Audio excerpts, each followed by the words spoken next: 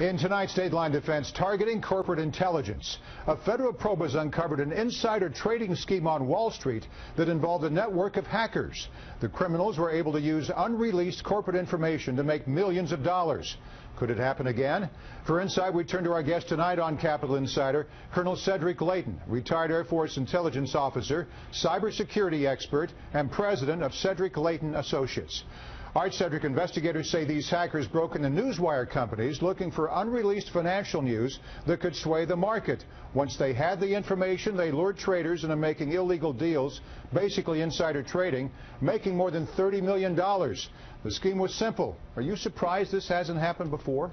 Actually, I'm not surprised, and quite frankly, I think that it did happen before. It's just at this point in time they've been caught, and that's the difference. When you have situations like this, Morris, you know that people are going to be looking for any advantage that they can get, and this is a perfect way to do insider trading.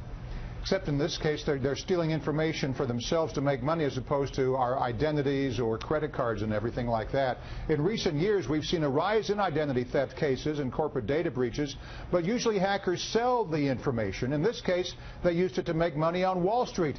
Could this type of corporate intelligence be the next big target for cyber criminals? In theory, they could also trigger a market crash. Oh, absolutely. They could trigger a market crash. They could change the prices of different commodities, so it could affect the mercantile exchanges.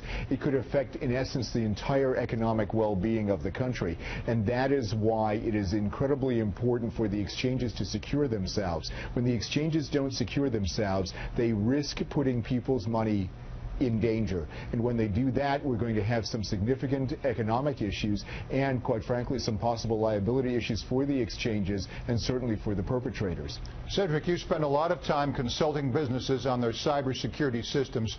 How can corporations prevent this kind of hack in the future? Well, one of the things that they can do is they can incorporate the latest technologies, Morris, and one of those technologies involves looking for the good instead of the bad.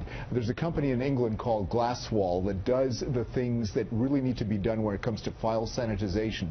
That's one aspect. The other part of it is encryption, and another part of that is authentication. Having two-factor or multi-factor authentication does a lot more to fix these problems than you would have if you let your networks be the way they are right now, and if you let your networks only run on things like firewalls and be protected by things like that. It is very, very important to go with the latest in technological situations that allow you to have more protection than you currently have. And it's doable, it's affordable, and it's something that needs to happen right now. And the new software technology that's finally coming into this country, as you mentioned, the British company and others, they're looking for the good in PDF files and Word files. Rather than looking for bugs, they're sanitizing and they're looking for a clean version of that email to begin with, or that attachment, right?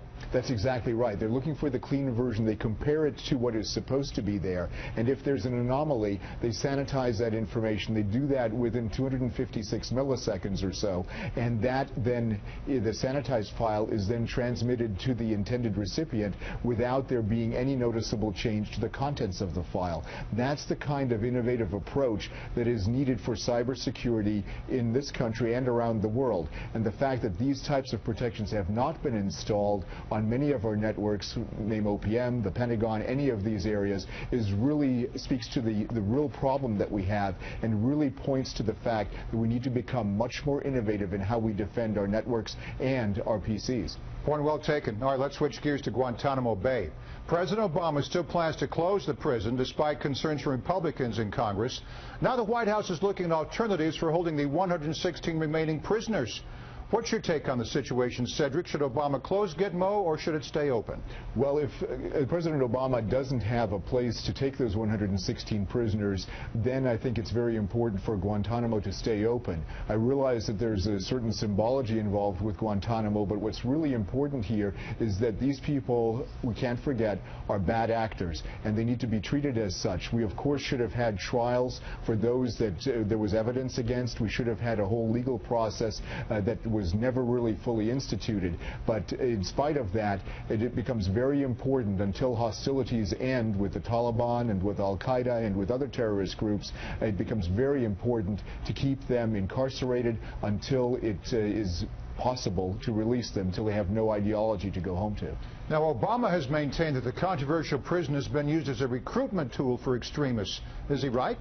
Well, in the past he was right. Right now, though, Guantanamo has ceased to be a rallying cry for many of the people around the world who sympathize with Islamic terrorists. It is not as much of a rallying point as it once was, say, 4 or 5 years ago. And that's the difference. And I think the administration, as well as the people in the Department of Defense that are administering Guantanamo, need to basically consider that as they make decisions for the future.